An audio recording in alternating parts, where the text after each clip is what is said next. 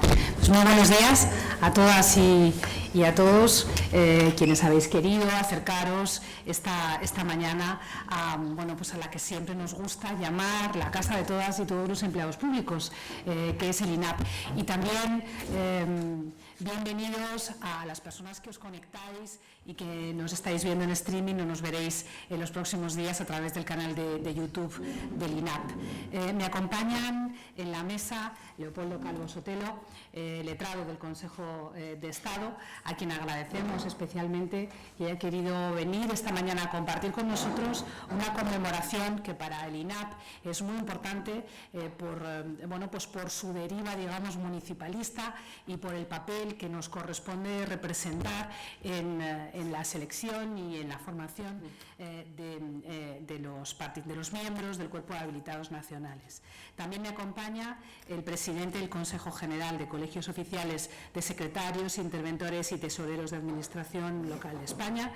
Lo leo porque es tan largo tu título que siempre me dejo alguna palabra sin pronunciar cuando no lo leo. Bueno, José Luis Pérez López, muchas gracias, José Luis, también por acompañarnos. También quiero agradecer, también por las fechas en las que nos encontramos, quiero agradecer especialmente tu talante, tu cariño y la seriedad con la que has enfrentado todos los retos que has tenido que abordar en estos últimos años como presidente del Consejo, y también por todo ese trabajo que hemos compartido, que yo creo que ha sido un trabajo fecundo, aparte de muy interesante para mí, porque ha sido todo un descubrimiento el acercarme a vuestro mundo. Creo que ha sido un trabajo fecundo y que hemos conseguido alguna que otra cosa, no todas las que nos habíamos propuesto, pero sí alguna que otra cosa. Y también quiero agradecer a Julia Zañedo, subdirectora de formación local del INAP, estar aquí hoy, y sobre todo a ella y a todo el equipo que le acompaña, a Mercedes, a Andrés, que no sé si está por ahí, a Lorena, a todo el equipo de la subdirección. Un trabajo que ha sido un trabajo muy arduo en los últimos años, un trabajo difícil que han tenido que abordar con muy pocos medios, sobre todo hasta hace unos meses, que hemos conseguido reforzar por fin, después de muchos años, la subdirección para que pueda hacer frente a estos años de ofertas de empleo público extraordinarias que estamos afrontando, tanto desde el punto de vista de la selección como desde el punto de vista de la formación y, lo que es más importante, del aprendizaje permanente a lo largo de toda la vida profesional de los habilitados. Muchísimas gracias, Julia, por estar aquí, y vamos a empezar dándole la palabra precisamente a Julia en este acto de conmemoración que nos es tan grato organizar hoy. Adelante. Buenos días a todos. Buenos días a todos. Muchas gracias, Consuelo. Gracias a todos los asistentes, a todos los ponentes que han aceptado participar hoy y mañana a lo largo de la jornada. Y gracias, como ha dicho Consuelo, al equipo de la Subdirección de Formación Local por hacer posible el desarrollo de la misma.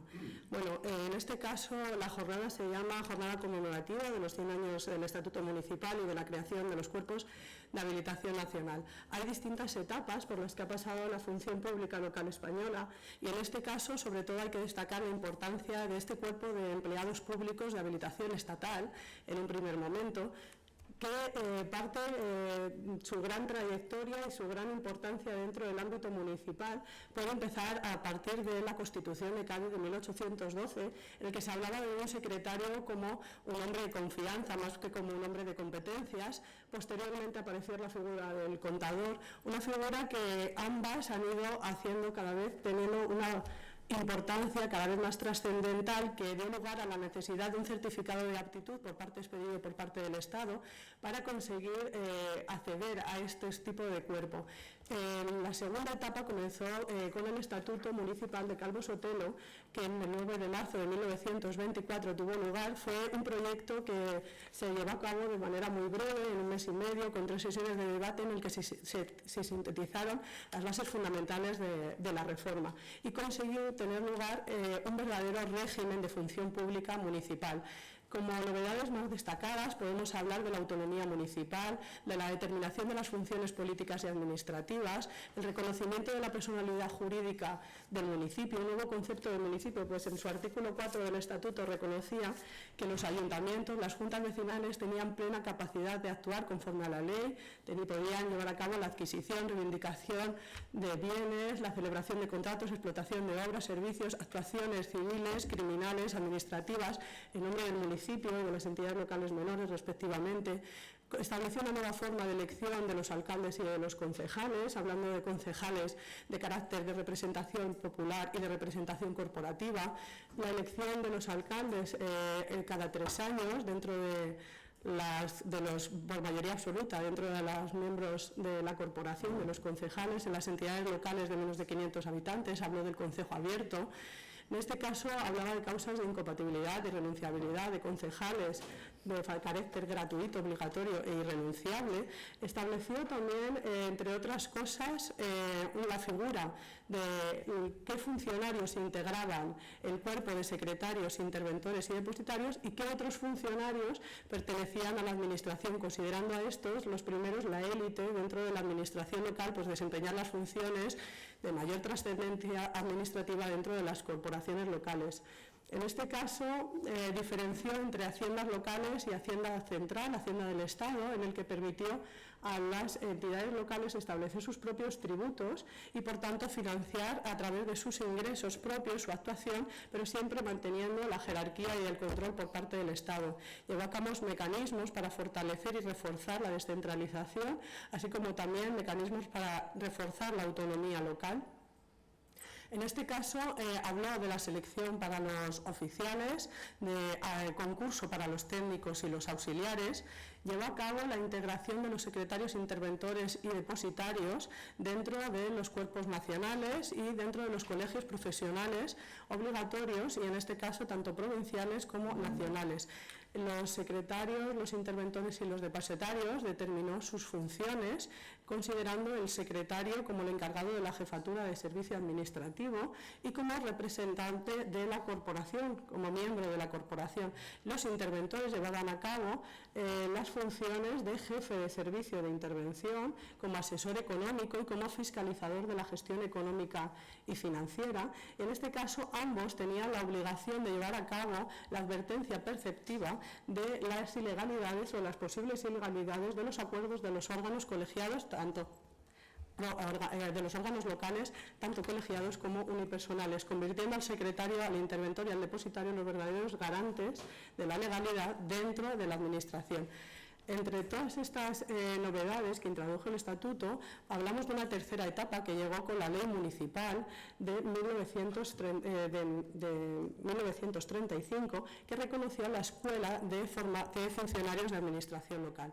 Durante el régimen franquista se llevó a cabo el nombramiento, la destitución y el concurso de esta figura de los habilitados a través, decimos, del Ministerio de la Dirección General de Administración Local.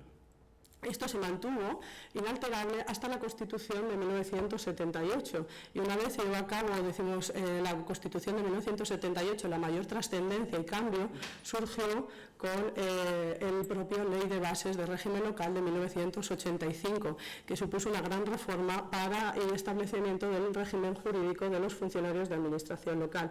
Allí se reconoció que la selección y la formación de estos funcionarios de administración local con habilitación de carácter nacional le correspondía a este Instituto Nacional de Administración Pública.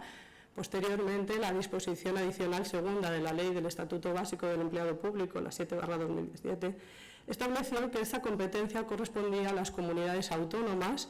También se encargaron tanto de la convocatoria como de los procesos selectivos de estos funcionarios, dando lugar a un sistema que fracasó, que fue ineficiente, correspondiendo de nuevo la competencia al Estado con la Ley de Racionalización de Sostenibilidad y Administración Local la Ley 27/2013, y en este momento se lleva a cabo el fortalecimiento de la figura de los funcionarios a través de su Real Decreto 128/2018, que reguló el régimen jurídico de los funcionarios de administración local.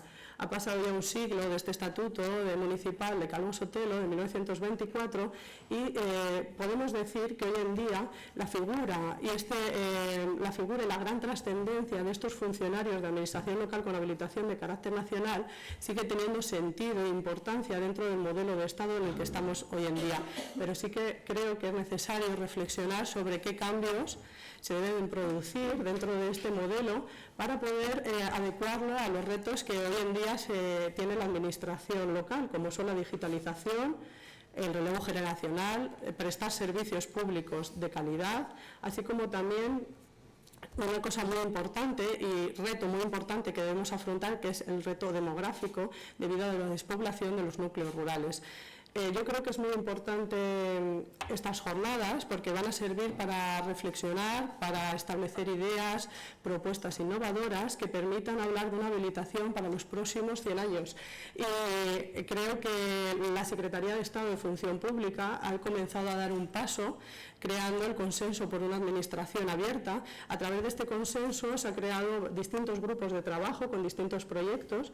Uno de los proyectos es la gestión de efectivos, y dentro de este proyecto hay uno dedicado a la habilitación nacional, a la planta de los habilitados nacionales, y yo creo que a través de esta jornada también se sacarán propuestas y reflexiones que se podrán llevar a este grupo de trabajo para hablar de un consenso o unas conclusiones para intentar lograr este modelo de cambio, esta reforma que sea necesaria para seguir hablando de los habilitados nacionales en los próximos 100 años. Pues muchas gracias, Julia.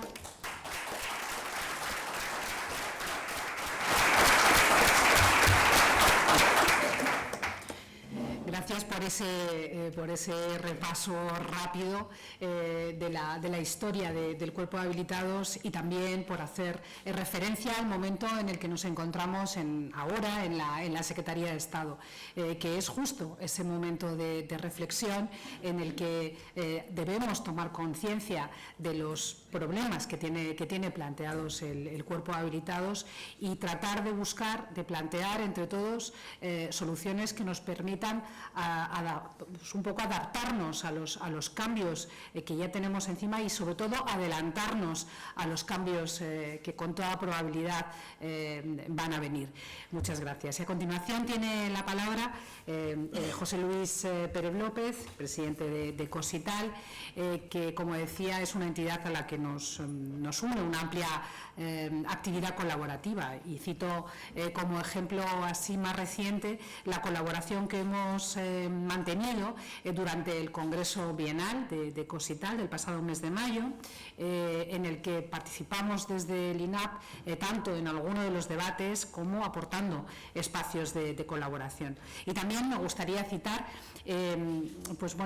como el proyecto conjunto de coedición de una segunda edición aumentada de la obra colectiva Secretarios, Interventores y Tesoreros de Administración Local, 212 años de servicio a la ciudadanía, que coordinaba Valentín Merino Estrada. José Luis, muchas gracias siempre por vuestra generosa disposición a colaborar con el INAP y por acompañarnos. Tienes la palabra. Pues buenos días a todos y a todas los que asistís a esta jornada, ya sea aquí presencialmente como las que nos siguen a distancia por medios electrónicos. Gracias lo primero por invitarme a esta jornada, que creo que será mi último acto, digamos, oficial como presidente del Consejo General de Colegios de Secretarios, Interventores y Tesoreros de Administración Local, cargo en el que durante una serie de años he tratado de aportar lo que ha dado de sí mi conocimiento y mi trabajo para la mejora del colectivo y a la vez el mejor servicio a las entidades locales, que no deja de ser la razón de ser de nuestra existencia. Gracias porque siempre has estado pendiente de nosotros. Seguro que muchas veces nos ha parecido que poco. No, es para contrastar, pero yo diría que mucho, porque como diré, somos proclives a un cierto adanismo y desprecio por el trabajo de los demás y a creernos los únicos y los imprescindibles, digo el ser humano, no solamente los habilitados. Y en ese sentido, yo tengo que reconocer que siempre has estado ahí, siempre nos has apoyado. En el último congreso cediendo los espacios, estando pendiente de nosotros. Cuando te propusimos coeditar el libro del 200 aniversario en su edición primera y el 212 aniversario de Sanitarios Interventores y todos ellos, ahí estuviste, pusiste todo a nuestra disposición. Y esa edición fue posible, además en un tiempo récord, y en ese sentido también agradecer al personal del INAP. También lo diré después, quizá más adornado, porque me hice una medición de tiempo, pero no proclama el desorden, entonces voy a decir algunas cosas y luego a lo mejor las repito, ¿no? Muchas veces estamos tan en lo inmediato que todo lo que existe hoy parece que fuese consustancial a la naturaleza humana, a la naturaleza en general, y que nadie lo ha traído al momento en el que está. Parece que solo existe el porvenir y nos olvidamos de reconocer cosas. Unas cosas que yo recuerdo y quiero recordar, a modo simplemente de ejemplo y para poner en valor la actividad del INAP, y de su directora, fue cuando ella tomó posesión. Unas cosas que estaban en juego era la desaparición de la subdirección de formación local. Recuerdo que hablé con ella y le dije que era la sucesión de aquello que había sido el germen de nuestra formación y el germen de más cosas. Por ejemplo, toda la formación de los urbanistas españoles se inició en el Instituto de Estudios de la Administración Local y que no podíamos prescindir de la subdirección. Y rápidamente fue receptiva y rápidamente aquello que estaba en la reflexión, incluso en uno de los ejes de reforma de la digamos, desapareció. En ese sentido, también te quiero agradecer. Como te quiero agradecer el que hayas ido intentando mejorar la formación, poner a disposición actividades formativas, el desarrollo de los cursos selectivos, que a nadie nos gustan, digo, sean como sean. Cuando estábamos aquí, a veces protestábamos porque con no sé cuántos euros no había forma de pagarse el hotel, de pagarse la comida, de abandonar la familia, y cuando no estamos, pues tenemos otras quejas. No significa eso que aquello fuese bueno y esto malo o al revés, sino que al final de la postre, entre todos tenemos que ir tratando de mejorar esas acciones que competen al INAP, y creo que los habilitados siempre estarán, a través del Consejo General por lo menos, dispuestos a aportar ideas y mejorar. Y dicho esto, voy a mi escrito, porque si no me voy a ir enrollando y hablaré de mil cosas y a lo mejor incluso inconvenientes. Entonces, vamos a lo formal, que espero,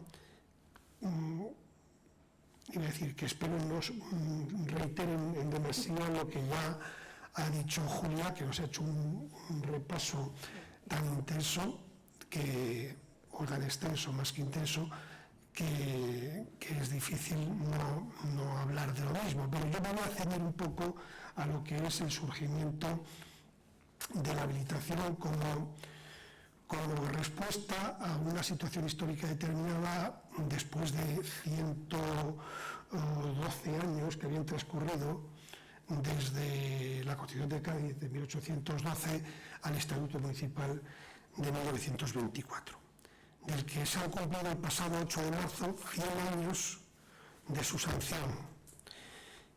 Estatuto Municipal, conocido también como de Calvo Sotelo, a la sazón director general de Administración en el momento de su confección y publicación, ya que fue él, junto con otros municipalistas de la época, quien lo impulsó y confeccionó. Se trata, el Estatuto Municipal, de una obra importante en el municipalismo español, que supuso un auténtico cambio de paradigma respecto de la regulación anterior sobre la base del reconocimiento y garantía de la autonomía municipal. Son muchos los aspectos e innovaciones que pueden analizarse del Estatuto. Hace un momento le decía a la directora si es que estaba allí todo, si es que todos los programas que hoy tenemos ya se apuntaban entonces, lo cual significa que hemos ido buscando probablemente soluciones que han sido válidas o son válidas en algunos aspectos, pero que requieren, como bien decía, de su reflexión y de búsqueda de nuevos horizontes sobre los mismos.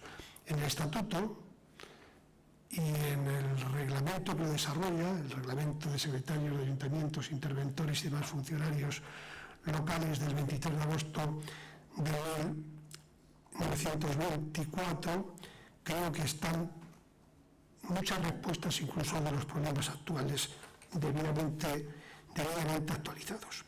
Son muchos los puntos de vista desde los que abordar su relevante contenido. Para el colectivo que represento, el de los funcionarios de la administración local con habilitación de carácter nacional, constituye un hito fundamental y fundacional de esa actual configuración, ya que estableció que los secretarios, interventores y tesoreros de la administración local que prestan servicios en las entidades locales deberían, para ejercer sus funciones que el ordenamiento jurídico les atribuye, estar en posesión de una habilitación concedida por el Estado. Debía de haber prendido a fondo el clientelismo en los ayuntamientos, si no es que de ellos mismos procedía, para que los autores del Estatuto, respecto de los funcionarios locales, en su preámbulo dijera que no podrían quedar al margen de la reforma los secretarios, contadores y empleados municipales. El nuevo Estatuto es radical, dice, en esta materia. Crea el cuerpo de secretarios y reglamenta el ingreso anual, y en los restantes escalafones de funcionarios, dando primacía al régimen de oposición. Todas las restantes prescripciones se encaminan, decía el Estatuto, a mayor estabilidad y capacitación de los servidores del municipio. Ellos, los funcionarios, habrán de agradecerlo porque así se les aleja del constante peligro que sobre sus cabezas cernía el vendaval político, pero no lo agradecerán menos el común interés público que tanto de ganar con la depuración de la burocracia municipal. Se trataba, pues, de mejorar la independencia de los funcionarios que tenían las mayores responsabilidades dentro de los municipios y de dotarles de la capacitación adecuada para que ese ejercicio fuese el idóneo al servicio a los ciudadanos. Tanto me gustó el párrafo y me impresionó a la vez que durante estos 3 años y pico de mi segundo mandato en Cosital, puesto que establecí las condiciones necesarias para que el mandato se acompasara a la prórroga que por motivo de la pandemia tuvo el primer mandato y no exceder de los 8 años que me propuse nunca sobrepasar, creo que los sobrepasaré en un día, que lo puse como foto de perfil del grupo de la Comisión Ejecutiva para que lo tuviéramos presente durante este mandato. Se trataba en definitiva de profesionalizar a sus miembros y de dotarles de mayor independencia. Objetivos estos que fueron articulados en el reglamento de secretarios de ayuntamiento, interventores de fondos y empleados municipales en general de 23 de agosto de 1924, mediante una regulación pormenorizada de la exigencia de una habilitación por parte del Estado para ejercer las funciones, el establecimiento de un sistema de oposición para el acceso con un programa único en el conjunto de los tribunales, con unos tribunales designados por la Administración del Estado y profesionalizados, y con el concurso como forma de acceso a los puestos correspondientes. Comienza el citado reglamento en su exposición de motivos diciendo que uno de los más delicados problemas municipales es el relativo a los empleados. El poder público, inspirándose en conveniencias de los ayuntamientos y de los ciudadanos, debe velar, sí, por el respeto a la autonomía, pero también y a la par por la mayor competencia de los funcionarios llamados a regir la vida municipal, ya que ella es la máxima garantía de los intereses confiados a los ayuntamientos. Este reglamento desenvuelve extensamente los principios que, respondiendo al expresado criterio, sanciona el Estatuto Municipal. Ante todo, organiza el cuerpo de secretarios, léase interventores y después tesoreros, como colectividad de individuos a quienes el Estado ha conferido un título de aptitud y en el seno de la cual han de buscar las corporaciones locales a su principal, decía el Estatuto, servidor, digo yo ahora, a sus principales servidores. Creo que la vigencia de esas palabras es muy actual. La previsión y contenido de nuestros puestos, los de los habilitados de carácter nacional, corrieron parejos a la formación y consolidación del Estado Constitucional español. Fue la Constitución de Cádiz de 1812 la que en su artículo 320, ya lo ha dicho Julia, estableció que habrá un secretario en todos los ayuntamientos, y así empezó la grandeza, permitirme que presuma, de una actividad que ha llenado mi vida durante 42 años. Y ahí empezó la grandeza de esta profesión y la vocación del servicio público de sus ejercientes. Vocación, dije en el último congreso de Cosital, de servicio público, que a fuerza de ejercicio se ha convertido en tradición y que, interiorizada por quienes la ejercemos, ha devenido el compromiso de ejercicio permanente. Bajo esas premisas celebramos, como digo, aquí el Congreso. Secretarios, interventores y tesoreros estamos al servicio de la ciudadanía a la que facilitamos el ejercicio de sus derechos. Y en beneficio de esa nueva ciudadanía colaboramos con el correcto funcionamiento de las entidades locales españolas, finalidad que es al fin y a la postre el objetivo fundamental de nuestra actuación. Coadyuvamos al buen desarrollo de la implementación de las políticas públicas locales, es decir, de sus gobiernos locales, y controlamos el buen manejo de los dineros públicos por quienes han sido llamados de entre los vecinos a dirigir y gestionar los asuntos de la comunidad vecinal. Es pues una tradición de servicio la que nos ampara de 212 años. Pero con el Estatuto se trataba de, en un paso más, profesionalizar el ejercicio de sus funciones.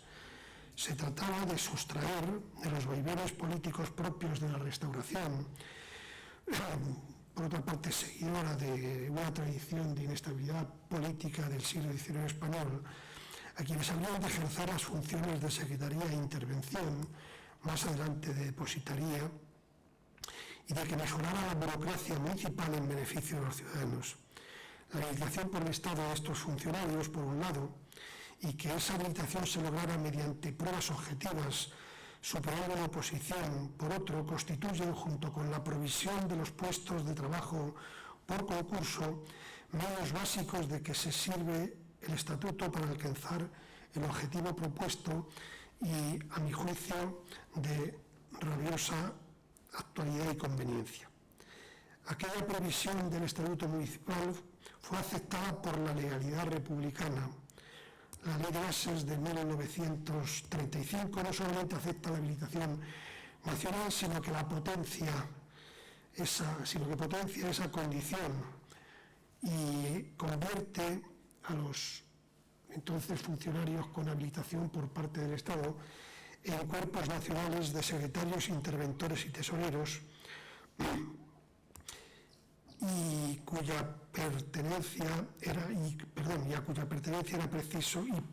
para cuya pertenencia era preciso obtener la habilitación del Estado. La base, creo que es la 20 de la ley de 1935, creó también la Escuela de Administración Local, germen del instituto del que es heredera la Subdirección de Formación, y que tanto hoy hace por la habilitación. 100 años después, la vocación de servicio de quienes integramos la escala de funcionarios de la Administración local con la habilitación de carácter nacional permanece. La relevancia de las funciones desempeñadas por estos funcionarios se mantiene. La necesidad de su profesionalización, que exige pruebas rigurosas de acceso y formación adecuada y permanente, en la que la institución que hoy nos acoge, el INAP, resulta fundamental, es imprescindible. En cumplimiento de esa función, el INAP ha organizado esta jornada conmemorativa de los 100 años del Estatuto Municipal y de la creación de los cuerpos de habilitados nacionales. Su contenido es extenso, como podéis ver en el programa, y su celebración una excusa para, con ocasión de la conmemoración del centenario del Estatuto, seguir tratando sobre cuestiones que ya abordadas por él hoy nos siguen preocupando y para las que sus previsiones y sus normas de desarrollo pueden ser un faro y un elemento de contraste. No quiero acabar sin agradecer públicamente el trabajo desarrollado por el INAP al abordar las cuestiones relacionadas con la administración local y con los funcionarios con la habilitación de carácter nacional, que seguro seguirán trabajando para mejorar, y nosotros, en la medida que podamos, colaboraremos en ello. El ser humano es olvidadizo y proclive a juzgar las acciones de los demás desde el propio interés inmediato, que suele estar sujeto a mudanza. Y en estos tiempos, diría yo, a mudanza vertiginosa y muchas veces poco reflexiva. A modo de simple ejemplo de esa dedicación por lo local y por la habilitación nacional, quiero recordar y agradecer que tú, Consuelo, ya lo anticipé antes, mantuviste la Subdirección de Formación Local heredera del IAL en el INAP, cuando se planteaba su desaparición. La memoria, como digo, a veces es frágil. Suele ser habitual en estos tiempos, quizá no haya sido siempre, tener por natural lo que tenemos sin entrar en su origen y el esfuerzo de quienes lo establecieron o consiguieron. Vayan estas jornadas también, pues, para reflexionar que detrás de cualquier logro está el previo trabajo de otros que nos precedieron y así reconocerlo. Muchas gracias a todos.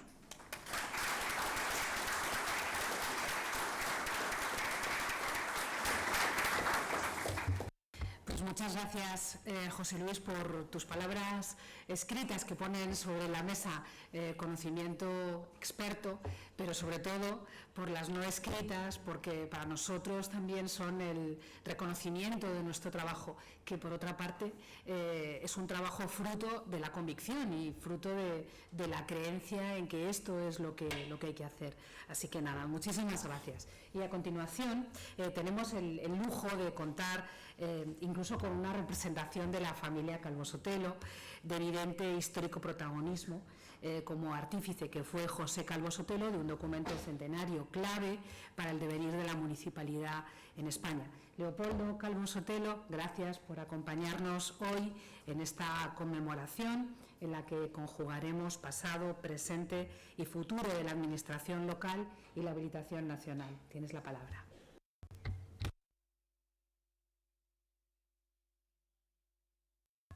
Gracias.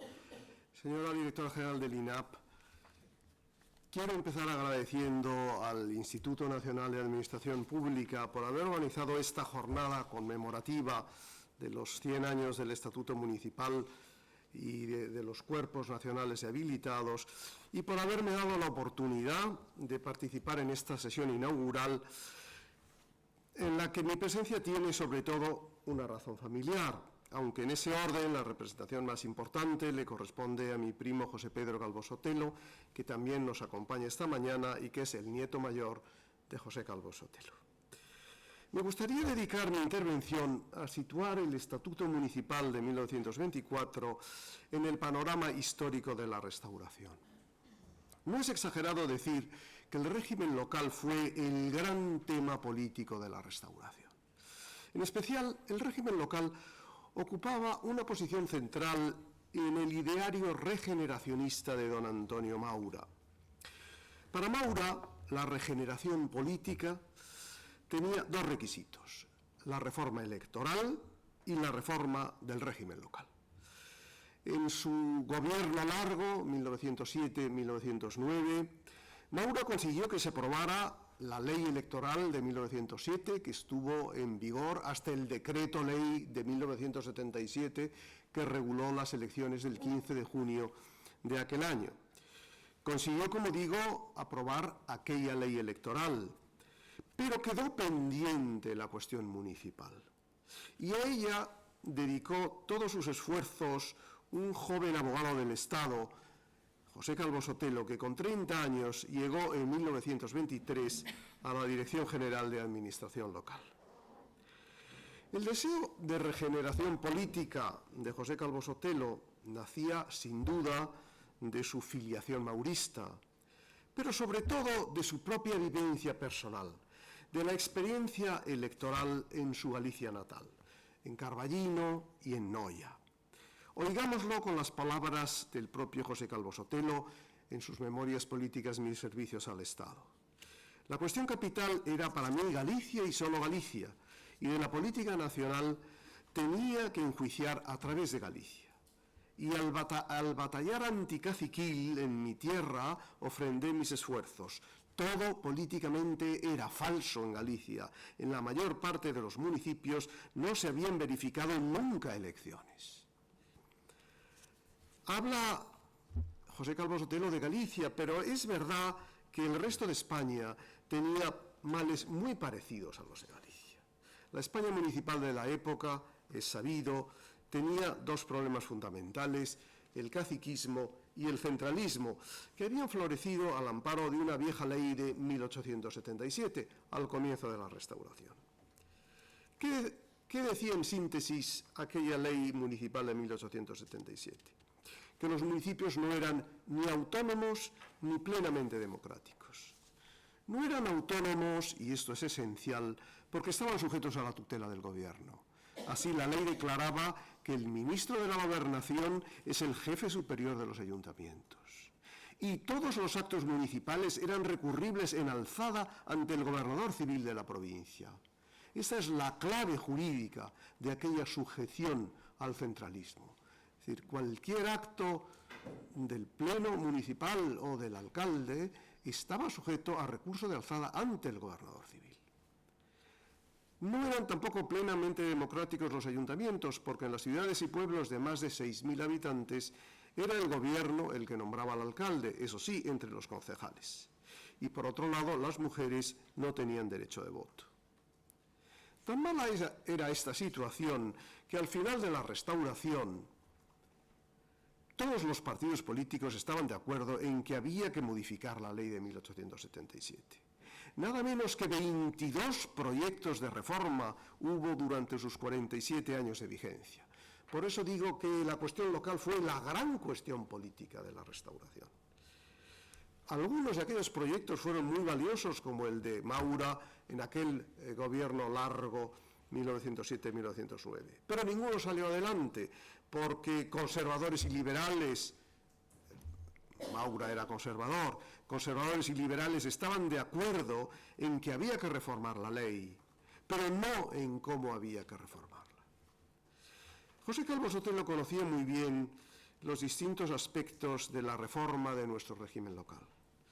Los había estudiado bajo el impulso político de don Antonio Maura, que había sido su mentor en política, y con la inspiración académica de un gran profesor de Derecho Público, don Adolfo Posada, que yo no sé si era al que aludía el presidente del colegio cuando ha hablado de un gran municipalista que participó en o que inspiró la elaboración del Estatuto Municipal. Algún otro hay y ahora lo mencionaremos.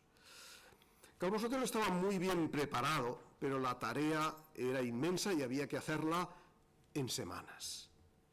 Escuchémosle. Para el abrumador trabajo que echaba sobre mis espaldas, me rodeé de colaboradores valiosos y entusiastas. Entre otros, un jovencísimo José María Gil Robles, catedrático de Derecho Político con sus 24 años en la Universidad de La Laguna. Don Luis Jordana de Pozas, también catedrático de Derecho Administrativo, a quien yo todavía conocí en 1983, mi año de ingreso en el Cuerpo de Letrados del Consejo de Estado, con 90 años, catedrático de Derecho Administrativo, que quizá los más antiguos en la sala recuerden aquella clasificación suya de policía, fomento, servicio público, como las tres grandes áreas de actuación de la Administración. Y entre ellos estaba también mi abuelo Leopoldo, letrado del Consejo de Estado como yo, que era hermano de José y, como él, nacido en Tui y vinculado también a Ribadeo, como José, en el otro extremo de Galicia. Pero sigo con el relato de José Calvo Sotelo. El esfuerzo de todos fue magno y así, antes de que transcurriese mes y medio, quedaba ultimado el proyecto completo del nuevo Código Municipal Español, el Estatuto Municipal que el rey Alfonso XIII sancionó por Real Decreto el 8 de marzo de 1924. ¿Qué vino a traer el Estatuto Municipal de 1924 y cuáles de sus aportaciones perduran todavía hoy? Hemos ya empezado a oír esta mañana y oiremos mucho más a lo largo de esta jornada la gran aportación de la creación del Cuerpo de Habilitados Nacionales.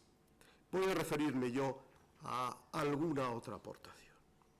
Y recojamos para ello nuestras ideas de antes. Se trataba de conseguir que los municipios fueran autónomos y de mejorar su carácter democrático.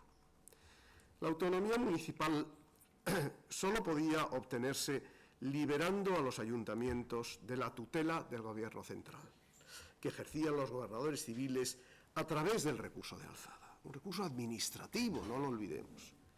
Pues bien, la exposición de motivos del Estatuto Municipal lo explica con mucha claridad. En un régimen centralizado, todos los acuerdos municipales pueden ser revocados por la autoridad gubernativa, que resulta así superior a los ayuntamientos, y a esto se les convierte en simple rueda de engranaje administrativo del Estado. En un régimen autonomista, por el contrario, las autoridades gubernativas deben carecer de la menor facultad respecto a la vida municipal. Consiguientemente, los acuerdos de los ayuntamientos solo podrán ser impugnados ante el Poder Judicial, es decir, ante la jurisdicción contenciosa administrativa. Se suprimió así el recurso de alzada ante el gobernador y quedó establecida la autonomía municipal, y esta situación ha durado hasta nuestros días. En lo que hace a la elección de los alcaldes, nos dice José Calvo Sotelo, en el nuevo Código Local se sancionó la facultad libérrima de los ayuntamientos para elegir su presidente, no ya entre los concejales, sino entre todos los vecinos, ampliación esta en que forjé grandes ilusiones. En este punto, el Estatuto Municipal fue más lejos que los proyectos de reforma de la Ley de 1877, que siempre habían atribuido al Gobierno el nombramiento del alcalde de Madrid.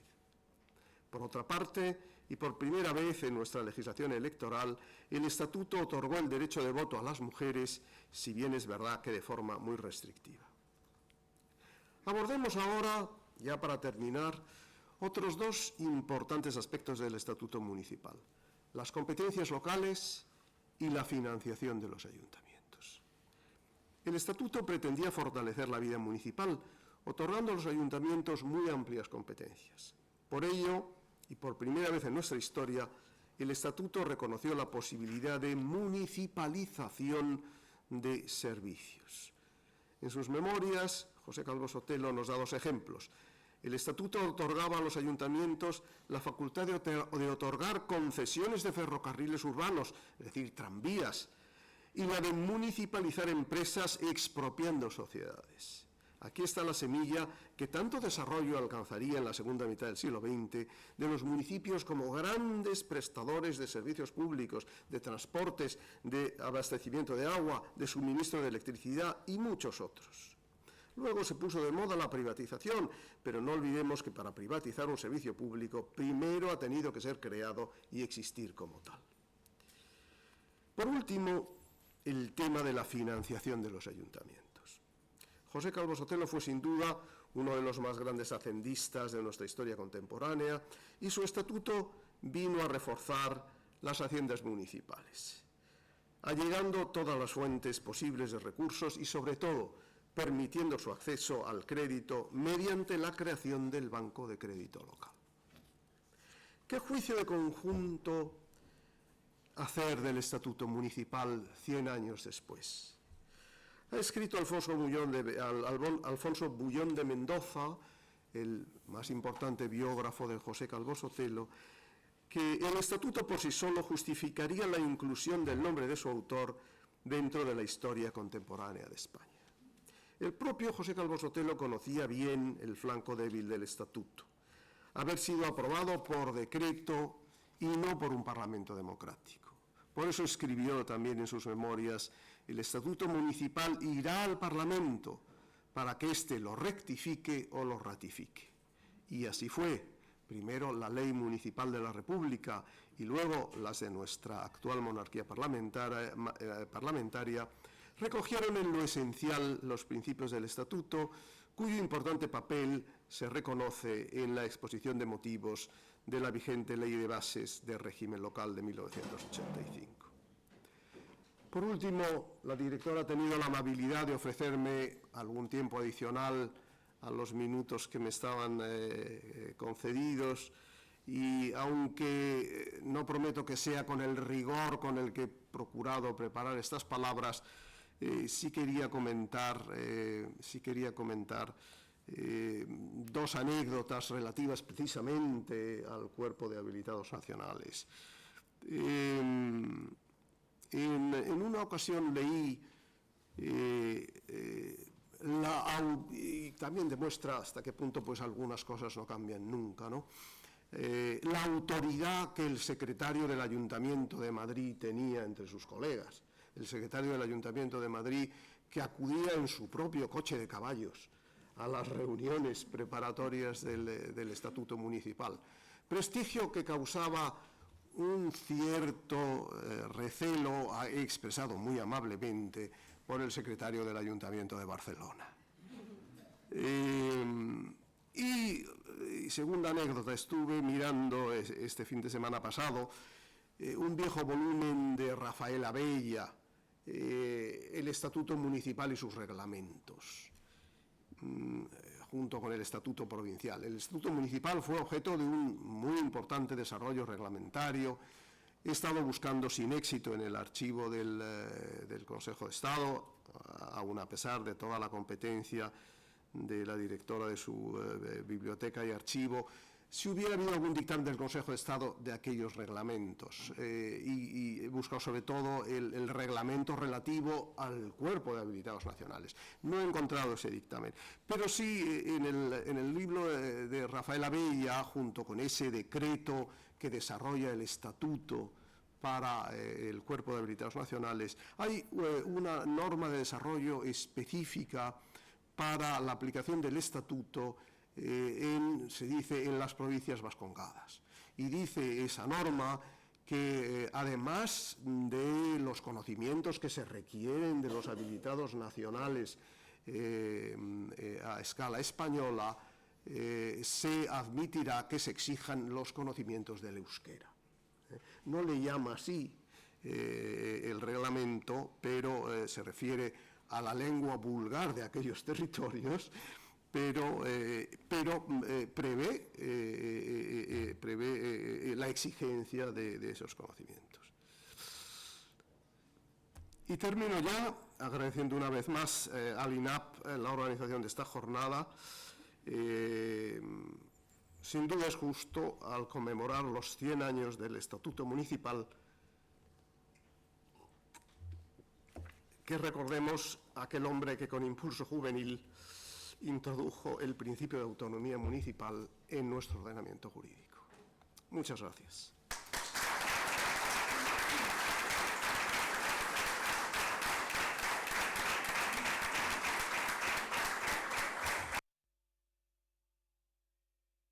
Pues muchas gracias, letrado, por tus palabras y también por haber recogido el guante y haber añadido a tu exposición inicial ese par de anécdotas que nos han hecho sonreír. Ha transcurrido ya, se decía en la mesa, nada menos que un siglo desde que el Cuerpo de Habilitados Nacionales adquiriera carta de naturaleza a través del Real Decreto Ley que aprobaba el Estatuto Municipal. Una norma que iniciaba su exposición de motivos con la afirmación literal de que el Estado, para ser democrático, ha de apoyarse en municipios libres. Rotunda formulación que, al margen de otras consideraciones, ya presagiaba la gran relevancia que tendrían las funciones asignadas al colectivo de habilitados como garantes de la adecuada implementación de ese amplio margen de actuación local dentro de la nueva estructura municipal de los años 20 en España. Un ámbito de actuación que podemos analizar en la actualidad desde una perspectiva radicalmente diferente tras la consolidación de España como Estado social y democrático de derecho y teniendo en cuenta las actuales estructuras de gobernanza multinivel en las que lo local, convertido en escenario donde se concretan las políticas públicas y se materializan los servicios a la ciudadanía, ha cobrado un notable protagonismo. Así nos encontramos con que esa libertad local de comienzos del siglo XX, ahora aproximada como necesario margen de adaptación a las particularidades de cada municipio, se ha convertido en piedra angular del funcionamiento de nuestro mundo globalizado, dando lugar al concepto de glocalización. La centralidad que está adquiriendo el ámbito local en la búsqueda de soluciones a los retos tan absolutamente globales a los que nos enfrentamos, como el desafío ambiental, es buena muestra de esa actuación proactiva desde la municipalidad que nos obliga cada vez más a pensar globalmente y a actuar localmente. Un eslogan que, a pesar de no ser novedoso, está de absoluta actualidad y que nos lleva a repensar el enfoque de muchas políticas públicas y a centrar la atención en la perspectiva territorial para poder ajustar su implementación a las especificidades locales. La realidad y la extremada complejidad de retos actuales como el cambio climático nos mueven a transitar de lo global a lo local, en el marco de una gobernanza multinivel donde todos los estratos o niveles están interrelacionados. Estamos ante desafíos globales que se aterrizan en el ámbito local con el consiguiente protagonismo de esta esfera en la que la escala de habilitados tiene una presencia absolutamente transversal. En definitiva, ante el fenómeno de la glocalización, este colectivo tiene un papel destacado como parte del engranaje administrativo que posibilita el desarrollo de políticas y servicios públicos en el territorio. Por tanto, 100 años después del histórico Estatuto Municipal, el colectivo integrante de la escala seguís teniendo una misión estratégica en el marco de realidades municipales heterogéneas. Sois parte del liderazgo gestor de las entidades locales y una parte fundamental, y por la propia naturaleza de las funciones que desempeñáis, poseéis una perspectiva transversal de la actuación municipal para la prestación de bienes y servicios a la ciudadanía. No resulta ajeno el reto que implica el ejercicio de la función pública en unos entornos tan volátiles como los actuales, donde la capacidad de respuesta ante la incertidumbre y, como decía antes, de anticipación a los problemas ha pasado a formar parte de nuestro desarrollo profesional cotidiano como servidores públicos.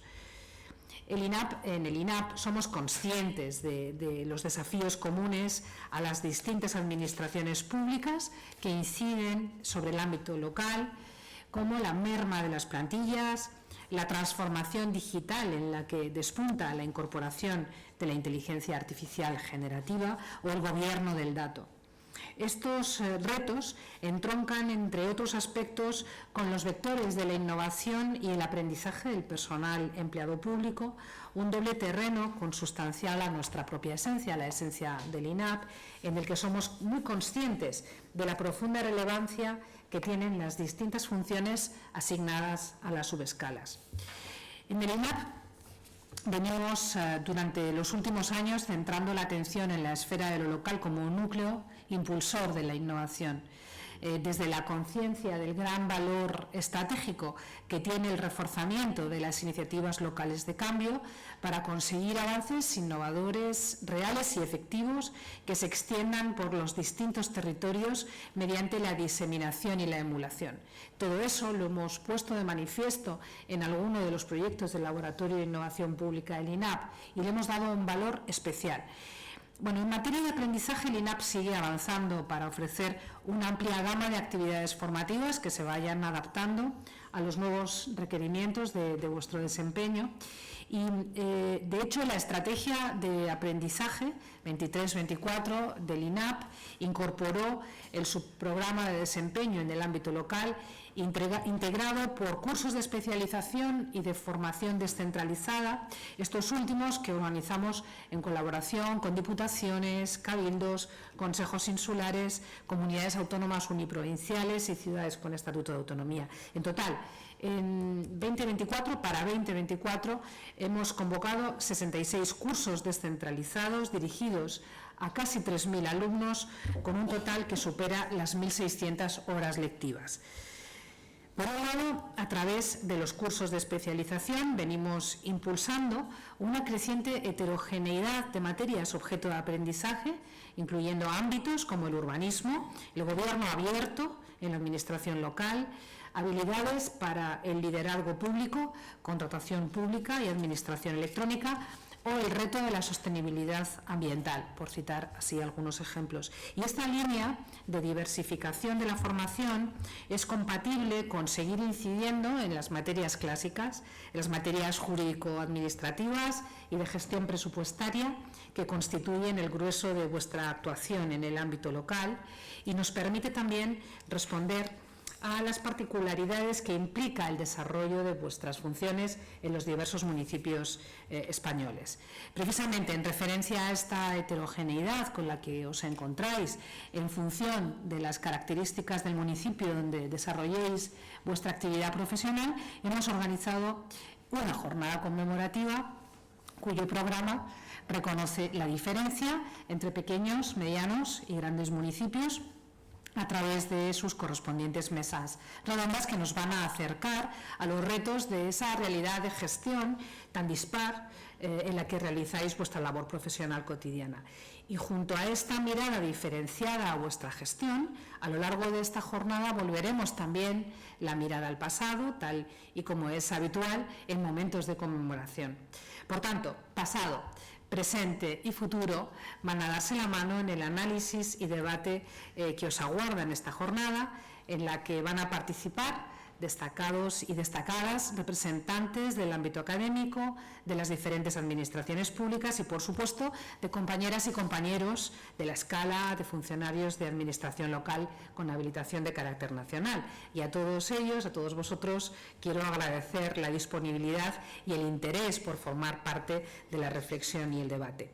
Si la historia del INAP está indisolublemente unida a esta escala de funcionarios, en especial por la fusión con el Instituto de Estudios de Administración Local en el año 87, también lo está nuestro presente y lo va a estar nuestro futuro como agencia estatal, porque es nuestra intención potenciar el papel que viene desempeñando el Instituto como red de redes, incrementando las sinergias con los diferentes sectores del ámbito público, así como las alianzas estratégicas, de forma que consolidemos aún con más rotundidad nuestro posicionamiento como nexo de unión de los ámbitos científico, académico, local, nacional, internacional, privado y público.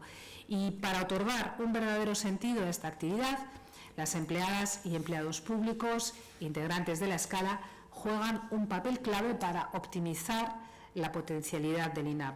Por tanto, desde aquí quiero lanzar un llamamiento a la alianza y a la colaboración que nos permitan seguir avanzando hacia la excelencia en los servicios que prestamos, unos servicios en beneficio de todo el personal empleado público, donde la visión de lo local sea más estratégica que nunca y nos permita ser parte de la solución a todos esos retos globales a los que nos enfrentamos por y para la ciudadanía a la que servimos.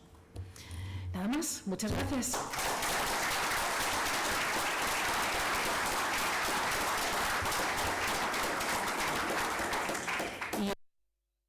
continuación dará comienzo la primera de las ponencias a cargo del profesor Luis Medina Alcoz, profesor titular de Derecho Administrativo en la Universidad Complutense de Madrid, titulada Los ayuntamientos como ejes de la construcción y evolución del Estado español. Nos vamos a retirar, por tanto, de la mesa para que Luis Medina inicie su intervención. Muchas gracias.